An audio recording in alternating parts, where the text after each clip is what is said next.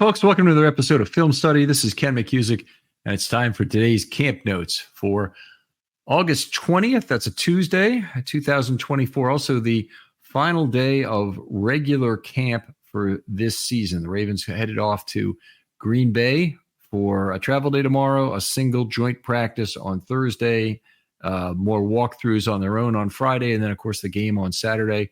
And the full observation of camp is over for this year for the media. They have the regular during the season method of a 30-minute observation period followed by questions at the podium later after practice that begins next week. So today, no fans, no pads, just media, beautiful weather, short and a light practice. Obviously, they're prepping for the Packers. That's a big thing. They don't want to have an intensity that's really high. It's going to cause additional injuries when they're going to go to Green Bay. In Green Bay and on those joint practices, the intensity is very high. And one of the reasons is they have dueling fields of 11 on 11. So on each field, they've got Ravens offense, Packers defense, and the other field they have just the opposite. And so it means, for the entire practice, so other than the time you spend in positional drills or one-on-one drills, you're practicing against another team scrimmaging offense versus defense for that entire time. So it's really like a double value practice. Live fire, but you're getting a lot more reps during that period. And hopefully none of the other monkey business that goes along with it, which with more reps and more practice, it's more heated. And you can get some chippiness and fighting. Harbaugh spoke about that at the podium. I'll get to that a little later. One of the things he also spoke about was there was a tradition of riding bikes to practice that I think has now been put up on Twitter and some other places that if there are enough bikes available that all of the Ravens will ride bikes to practice. And there's something involving kids in this, so it's a tradition anyway in Green Bay. I know nothing about it, but they've talked about this as if it were a big deal, and the players seem to be kind of okay with it, which is good. Let's talk about absentees. Keaton Mitchell remains on PUP. Scotty Washington injured versus the Falcons on a special teams play, we're told.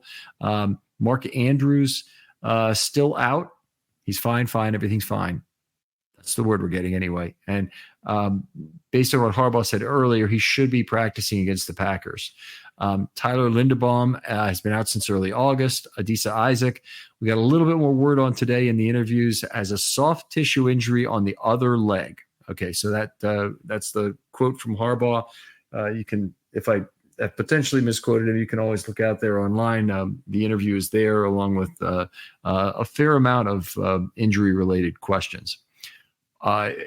Said he would need to work through it. That's all we got on. Arthur Mollett, still the same injury. I did not see him actually running, as I reported earlier, but that actually was Russell Gage who was doing that. Does not believe that's season ending. So at some point, Mollett will be back this year. Eddie Jackson was back at practice today, so we assume that what happened yesterday was just a vet day. And then today, both Marlon Humphrey and Patrick McCary were out. And those last two are supposedly fine per Harbaugh. So I don't really believe it's necessarily injury related, other than it might be some nagging things. And I assume that they will both be on the practice field and on the practice field against Green Bay this week. In terms of who's limited, I don't know that anybody is. TJ Tampa got back in for some 7-on-7 action, actually got burned in the back of the end zone a couple of times. We'll talk about that. So I didn't really see anybody. Josh Ross did appear to be limited in a left practice, actually. So he was missed yesterday and came back today, limited left practice. Other players, Tez Walker returned and was a full go today. Had a nice long TD reception we'll talk about. Eddie Jackson back after the possible vet day, and TJ Tampa back to full participation. So I think I've hit on everybody there in terms of the injury status. You get there, they do special teams first. I will just say this. The amount of time spent on the kickoff drill relative to, say, punt drills this year has been remarkably different than in past years. Tremendous amount of time spent on the kickoff and the new rules. I guess everybody's trying to really find a good way to do it. They have some feedback from the actual game that they can try and use to make actionable changes to what they're doing, to take action on how they both block and return kicks. Both cover and return kicks. They're just spending a lot of time on it. They did a little bit of punt drop stuff as well, where they're practicing basically going backwards. Something's been eliminated from the kickoff. And that is, by the way, one thing that a lot of players have said that they really disliked was dropping back 20 or 30 yards and then getting ready to face a full speed hit from a kick coverage player. So they said it's no fun at all, and they don't want to do it. But they're happy it's gone. Let's put it that way. But the amount of time they're spending on the kickoff is just incredible. They did a little bit of field goal drills I'll get to later, because it was one of the highlights, actually kicking soccer balls today for field goals, and I'll get into some of the reasons why a little bit later. Looked at some of the position drills that were being run on various fields. The DLs did rip drills, nothing unusual about that. They do it all the time. The defense backs did 2 drills they do fairly frequently, but you may not be familiar with, is undercutting a route from trail coverage, which is an interesting thing, but it's very much soft toss, easy go, get your hands in the right place, make sure you undercut the route properly. But the receiver, the faux receiver on the play, is also a defensive back. And I think there's a general rule: don't try and make your opponent look bad or the coverage player look bad on these drills, and they certainly don't do that. The other that we've seen fairly frequently is the dislodging the ball at the catch point. So a ball is just handed to one of the receivers, and then one of the defensive backs, and then another defensive back tries to get it out of their hands at the catch point as they catch it near the sideline and fade towards it. And they have different characteristics, different ways in which they'll do this. Some people like to just knock it out right to the ground. A lot of the really interception minded guys will knock it up and try and grab the ball directly. The coaches don't seem to get on them, whatever method they use here. So that was kind of interesting. Let's talk about that field goal drop, field goal block drill that they had. So they brought in a blocking pit. Now, blocking pit is typically used for things like cut blocking, to practice that against a dummy. So a diving lineman can go in there, but they brought it out today for diving kick blockers coming off the edge. Now, you've seen field goals, no doubt, before, and Marlon Humphrey actually was injured on a field goal block attempt last year. But normally you have a fast player, oftentimes a defensive back, sometimes a wide receiver, coming off the edge and trying to block that kick. And that's what they were practicing here. Now, to make that a little less dangerous, I'll say, they use soccer balls instead of footballs. Now, footballs obviously have pointy ends. You got a better chance of breaking your fingers probably if you block a kick using your hands as opposed to, if you block a football as opposed to a soccer ball. And Tucker was kicking the soccer balls. He seemed to be enjoying it for a while, but boy, the ball bends on him very significantly. So it was a kind of interesting day for him of soccer balls going wide right from relatively short distances. So he's got some things he's probably trying to look at there and say, well, I need to improve my soccer ball kicking and whatnot. But anyway, the drill was interesting to watch. Never seen it done with a soccer ball before.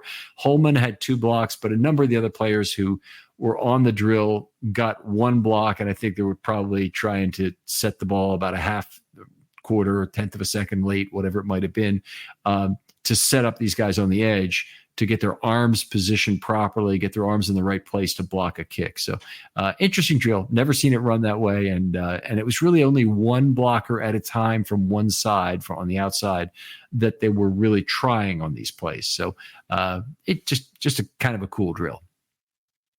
Move on to some 7-on-7 notes. I don't take a 7-on-7 note just for any pass. I only do it if it's a long pass, good reception, good defense, whatever it might be. Nate Wiggins had a pass defense on a pass from Johnson to Isaiah Washington, 5 yards between the numbers on the left hash. Daryl Worley had a pass defense But more importantly, he dropped a fairly easy interception on an overthrow from Jackson for Bateman, about 30 yards down the right sideline. He didn't do push-ups on the spot, but it looked like that would have been a push-up situation based on other precedents which have been set in camp. Justice Hill beat Deion Jennings, inside linebacker, on a wheel route. That was about a 20 or 25-yard play down the right sideline. On one of the kind of comical moments, Jackson had an extended play. And one of the things that's kind of true is the defenders never really try and get in Jackson's grill too much to try and get pressure relative to the backup quarterbacks. It's a lot more pressure on the backup quarterbacks. It's not poor offensive line play, I don't believe. I believe it's actually deference to Lamar Jackson, making sure you don't hit him, making sure nothing happens to him. And he had Kolar and Jackson had pretty much forever to throw the ball, and he waved Kolar deep off, I think, what was a crossing route, perhaps. And he just waved Kolar deep. Kolar obligingly went deep. Jackson threw him the football. Braid kind of went after him, leapt about 5 to 10 yards away from where Kolar was stationed. The ball went, of course, way over his head. Kolar caught it. If there'd been fans like that, I'm sure they'd have gone crazy for that play, but it was something that obviously would have been whistled dead for a sack in the 10 or so seconds of pocket time that they were allowed on that play. Leary completed a 45-yard bomb to Tez Walker right in the middle of the field, so kind of a post route, I would guess. Didn't see the beginning of it. He blew past Marcus Williams in coverage, so nice to see him get back on the field, also make a big play, also be playing full as opposed to just limited in this practice. So is still, I'm sure, feeling some effects from rib cage injury and from some general physical play in this camp to date. We saw Anthony Miller make a nice toe tap reception on the sidelines. We're still talking 7-on-7 here. Make a nice toe tap reception on the left sideline with coverage by Christian Matthew. We saw Jackson throw deep for Miller, who's in a different route, apparently. So Jackson's throw went about 35 yards down the left sideline, and Miller did not. He pulled up on the route, came back to the quarterback. Jackson turned his back on the play, kind of looked upset. I don't know if, it was a long way away. I don't know if he was just kidding over the things, but, Jackson is an emotional animal, an emotional man on the field, and definitely shows his displeasure occasionally. It used to be more when he emoted on the field. Remember, he used to punt the ball sometimes on a false start or on a delay of game penalty. But he can get upset out on the field just like anybody else can. And in this case, he appeared to be kind of upset. All right, I misspoke earlier because the throw to Kolar was in 7-on-7. So that was the reason why there was a 10-second pocket. Still, they blow the whistle dead even without a pass rush a lot of the time on such plays, and did not in that case. All right, let's continue on. I got some highlights from 11-on-11. These are in order of occurrence. No scoring today because it was a non-padded practice. The very first play has probably some negative portent for the secondary, but Johnson had a 45-yard completion to Wade, who was covered by JAD. Now, talk about the trajectory of the ball is very poor, very badly underthrown. So that's the kind of play that every year data breaches are on the rise. In 2022, the number of victims shot up nearly 41.5% from the previous year, and your personal information is at risk. With hundreds of commercial databases ready to be hacked, and that number of victims, it keeps going up each year. Plus, the U.S. has another big data privacy problem, the people search sites. You guys have all seen these. These are websites that create detailed personal profiles on millions of Americans and then publish them online for anyone to see. Your address, your phone number, even family details are just a click away. But there's a way to protect yourself. Meet Incogni. Incogni reaches out to data brokers on your behalf, requests the removal of your personal data, and handles any objections they may have. This means less stress for you and more peace of mind. With Incogni, you can safeguard your information from cyber criminals who steal social security numbers and other sensitive personal data to commit identity theft. Imagine the relief of knowing that your personal data is no longer easy prey for hackers. Incogni also protects you from data brokers selling your information to companies to target vulnerable and disadvantaged groups, exposing you to even more discrimination. These lists with titles like Tough Start, Young Single Parents, rural and barely making it can harm you both online and offline. Don't let your personal data fall into the wrong hands. Take control with Incogni today. Visit incogni.com/film study and safeguard your privacy now. It's time to reclaim your digital security. That's Incogni/film study. INCOGNI.com/film study. Incogni, your shield in a digital world. If you're in trail coverage, as JD was, and he was in phase, but he was able to get to that football, and he's significantly taller than Wade, maybe 4 or 5 inches taller than Wade, actually. Anyway, he did not find the ball in the air, and the ball found Wade just fine. And he hauled the ball in for a long reception, and that was one where JD's just got to make that play. He has not progressed enough as a corner in terms of finding the football in the air. If on a badly underthrown ball like that, he can't figure out what's going on and get his hand in the right place. So unfortunate. Probably should have been an interception. It definitely should have been at least a PD, and Wade ends up with the football. Brandon Stevens had a pass defense versus Johnson in coverage of Ishmael. That was 20 yards down the left sideline. Brent Urban knocked down a pass at the line of scrimmage from Johnson. Nice play from Brand. He's had at least 3 passes defense this camp. Might have even been more than that, but looking like the guy we know Brent Urban to be when he's at his best. A lot of balls, finding his arms and making plays. Jackson overthrew Cunningham 35 yards between the numbers and the left hash. That was with Cooper in tight coverage. So balls thrown on target. Maybe Cooper has a play on the football, but it was a tight window for Jackson. He hit Cunningham and it landed incomplete. Then the next play, or a couple of plays later, Jackson completed a 35-yard pass to Flowers down the left sideline. So always like to see the long passes when they get hit, and in 11 on 11 in particular when you've got an actual pass rush. Towards the end, they were doing a red zone drill of sorts, and I did not exceed the exact spotting of the ball, but it's inside the 20-yard line. And TJ Tampa was beaten twice for TDs on consecutive plays from Jackson. One was a 15-yard, and I'm including the yardage in the end zone as well, throw between the uprights to Bateman. And this is a case where Tampa was trailing.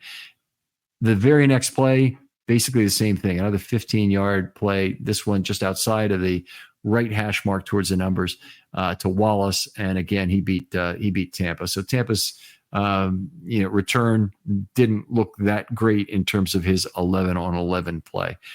We certainly hope he'll play against the Packers and again in the finale.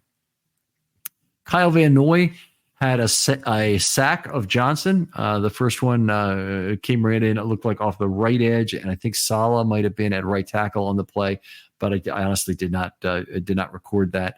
On the very next snap, Van Noy pressured Johnson and had a pass defense in the backfield. So he pressured him, had his hand up, and the ball rolled dead off his hand. Sean Ryan made a toe tap catch versus Eddie Jackson, on the left sideline about 20 yards down the field. Nice play by Sean Ryan. That's his specialty, contested catches. And this wasn't completely contested. He was fairly open on this, but also having good foot awareness by that sideline. And so Ryan exercised that on this play. Then Jackson dropped in a 30-yard pass to Anthony Miller. Sanusi Kane was really firing towards that on the sideline. And if this had been a regular game, he would have knocked the receiver like 6 yards out of bounds and dislodged that football, certainly. But he held up on the play. Kane himself returning from a concussion and certainly doesn't want to deliver a big hit on his teammate in that situation. A guy who did not have any problem giving a big hit to his teammate was Kyle Hamilton, who had an absolutely vicious arm chop pass defense in the end zone versus Kadir Ishmael. It was about a 10-yard pass. They were in red zone, I believe, from about the 3-yard line. And he chopped the arm of Ishmael. Ishmael was actually very slow to get up on the play. And Hamilton just walked back to the huddle, the defensive huddle, in kind of a remorseless manner, as I would describe it, but really good defensive play. We want to see Kyle Hamilton playing that way. We hope it does not result in any injuries to Ravens players, but fantastic play by Hamilton. And Leary threw a touchdown to Deontay Hardy. Hardy made an acrobatic one-handed grab in the back of the end zone over Roquan Smith. Really nice play there by Hardy. No problem with the coverage by Smith. Hardy really, it was all in him going up for the football. And then the last really contested play, they had some quarter speed and half speed stuff that occurred after this, but Jackson threw a pass for Tylan Wallace in the end zone, and it was intercepted by Kadar Holman. About 10 yards near the right sideline. He closed out a big day, of course, having a couple of field goal blocks as well, and not having a really serious coverage error on the day. I thought one of Kadar Holman's better camp days of this summer. Let's see. What else do I have to say? There's one false start laugh. It was Emory Jones who had to run, and it was the slowest lap run of the entire summer. I didn't put a clock on it. A sundial would have been more useful, and then we could have just checked the hour and 40 minutes or so it took him to run that lap. But no, seriously, a long lap. And that was pretty much it for practice. I'll talk a little bit about the interviews here. John Harbaugh had a few things to say. He acknowledged the questions that are currently out there and swarming about the offensive line play, which has not been good. And he said he's excited about the upside of the offensive line, although he acknowledges why those questions are occurring. He was asked about Marlon Humphrey and Patrick McCary. Are they okay? Vet days off. Actually, just said they're okay. We assume their vet days off. We assume it's time to get over something maybe nagging. But if he's following his own logic from the other day, they're definitely going to Green Bay because otherwise they would be fine. So anyway, if that consistency is being followed, those guys will be in Green Bay playing and playing in the practice as well, or playing in the practice at least. Talked about Zach Orr a little bit. He said he's not afraid to be who he is, very intelligent, very dialed in on what's happening. And then he pointed to me and he said, "You asked me about the boots yesterday," and which, by the way, really happy that he does that because he kind of didn't acknowledge that the boots occurred in the first half. But then he said that, Zach was right on top of that. He understood exactly what the problem was in terms of the edge defender not getting back on those plays. And he's very, very dialed into what's going on in the game. And that's good to hear. He talked about his hopes for Faalele, that he has incredible size. He specifically did not mention exceptional hand usage or, good feet and some of the plotting we've seen. I think that would have been a stretch to talk about that, but he really talked about, what he wants to see in terms of a big man and the impact he can have on a play. And some decent pass blocking that he's seen so far, which I think is probably fair from Faalele. You look forward to the Packers practice as a chance to play an upfield penetrating defensive line that is similar to what the Cowboys will offer in week 3. So it's an interesting thing that's pick up on something specific stylistically that the Packers are that will help them get ready. And it's probably a good reason why John is such a good head coach is that he, understands those kind of tendencies. Talked about Adisa Isaac having a soft tissue injury again. He mentioned it was the other leg. I know I gave you some of this earlier. Said he needs to work through it. That's the intermediate language. That's not he's going to be back in a couple of days. That's I don't know how long it's going to take. And unfortunately, I would take that language with a lot of trepidation in terms of what it means for Adisa Isaac and the opener. Certainly will not play against the Packers. Certainly will not practice against the Packers. I'm actually concerned about the opener at this point versus the Chiefs and whether or not he'll be ready for that. Derrick Henry was next at the podium. I asked him about the mesh point, if he thought it'd be a problem. He says, no problem. We just need to execute, and so you can listen to the interview. They really haven't been tested in the mesh. I kind of was hoping he'd talk about, having a loose cage, allowing the late pulls by Lamar and whatnot. He didn't really get into that.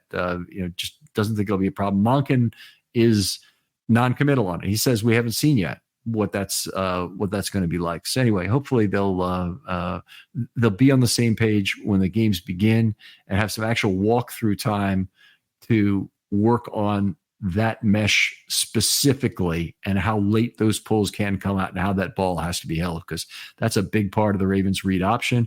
It's going to be a big part of making Jackson and Henry feared and making them more effective in terms of generating play action opportunities for the tight ends and for other players as well. He said he was looking forward to stiff arming opponents, but he won't do that to teammates in practice. Doesn't do that to teammates in practice, so that's a good thing. And he looked forward to the bike riding in Green Bay. Said that he might be out of practice on that. Might need somebody help stabilize the bike for him. But anyway, I know that feeling. By the way, I went to a management training thing. I hadn't ridden a bike since I was a kid. Probably the last time I rode a bike, I was about 20. And then I went to this management training thing. I'm trying to think of what year it was, but I was about 40. Anyway, so about 20 years had passed. And it was a challenge. It was a challenge to ride a bike again. And we had one guy fall down off the bike. I ran into the bushes at one point. So it was an ugly kind of event for us. David Ojabo was the last person up at the podium, and he discussed the history of the 2023 injury, which I thought was really interesting. So he walked through, and rather than me try and quote what he said, I'd rather just direct you to the Ravens website, listen to the question, and let him talk you through. He got rolled up on the ankle in Indy, and then from there he started having some problem with his knee, and he had to then get an MRI, and then they had to make the decision on surgery, et cetera, et cetera. So he'll go through all that for you, and I think he did a good job of explaining it. And then there were other questions about, the decision to have surgery and whatnot, and whether that was difficult, et cetera, et cetera. His comments are all out there. I don't want to try and quote him on that.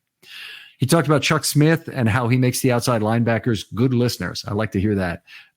Chuck Smith, obviously, the old E.F. Hutton talks. When E.F. Hutton talks, people listen. Well, that's what you want from your pass rush guru, is for the kids in the room to really want to learn from him. And that was really good to hear from Ojabo. He had a brief description of his spin move versus Stuber on Saturday in terms of the keys he was reading that I thought was very interesting. So he said he talked about it was first down, but he could tell that he wanted to get into a pass set. You could tell Stuber wanted to give out a pass set, so he's kind of giving away information, obviously, there, Stuber meaning, and that allowed him to go first for the edge. Remember that all pass rush moves, or most pass rush moves except a bull rush, are really half-man moves. I mean, he goes to one edge of that tackle, and then he does something off that, whether that means follow through, rip, chop, whatever he might do to continue with that edge, or move back to the inside with a Euro step, a spin move, whatever it might be. But it's about having that plan, knowing what your steps are going to be, and then moving through that. I thought he did a very good job of explaining that. And again, I'd really urge you to listen to that. Response to that question about how he set that up versus Stuber, because I thought it was one of the interesting things. Anyway, that's going to do it for today, and that's actually going to do it for Camp Notes for this year. I had a lot of fun doing this series. I hope you guys have enjoyed it. Send me a DM. Tell me what you'd like to hear different in next year's Camp Notes, assuming I'm still good to go on that. And I'll try and pick up on some additional things. And if you want longer or shorter, toss that in there as well. DMs are always open on Twitter. I'd love to hear from you. If you also want to be on a film study short, there is now some time between now and the start of the regular season to do at least 2 or 3 of these. And we've been through, if you've been listening to this pod, some 2 and 3 per day production days.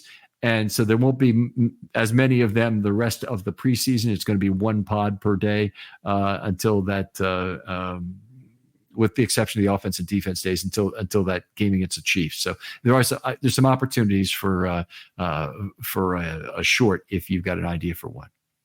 Thanks for listening, and we'll talk to you next time on Film Study.